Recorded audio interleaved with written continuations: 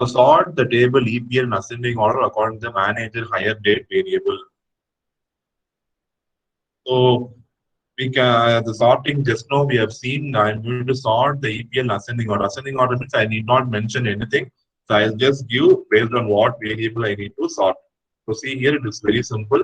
Sort rows of EPL, comma manager hire date. I'm going to sort the EPL table based on manager hire date. So I don't explicitly mention comma ascend. So it is indirectly clear to MATLAB that I have to sort the rows based on the ascending order only. Yes. Now plot the manager hire date on x-axis and points on y-axis. So plot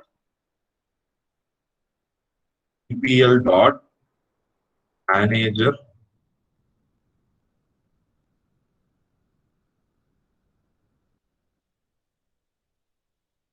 hire date, comma points. Points also I think EPL dot points and use the star marker. I'll use a star marker. I think this is correct. We'll see if it is correct. Yes, see the graph. This is the year versus manager hire date versus points. So I have used star market so you can see the stars everywhere in the plot function. Create a date time called x minimum with a value, this one. Okay, create another date time x max with the value, this one. So we are going to create x min and x max using the date time function. So the date time function is very clear. See here, very simple. The argument is year, comma, month, comma, day. YD, YMT. So usually DD, MM, YY, YY we give, right? It is reverse order date time of 2012, comma, July, comma, July, comma, 1. So July, you know, it is 7.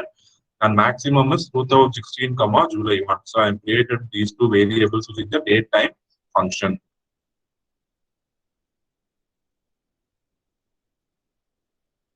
In the limits to x minimum and x maximum.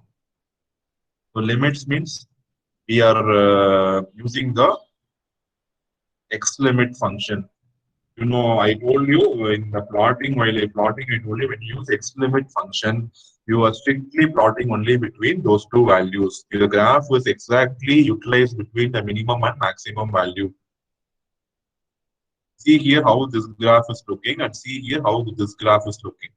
So it is having lot of white space, but here you see it is distributed between the maximum and minimum value. So the graph is going to be distributed.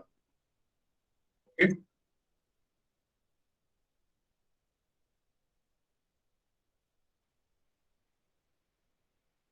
Creating date time. So we are going to this simple how to create the date time for the given year.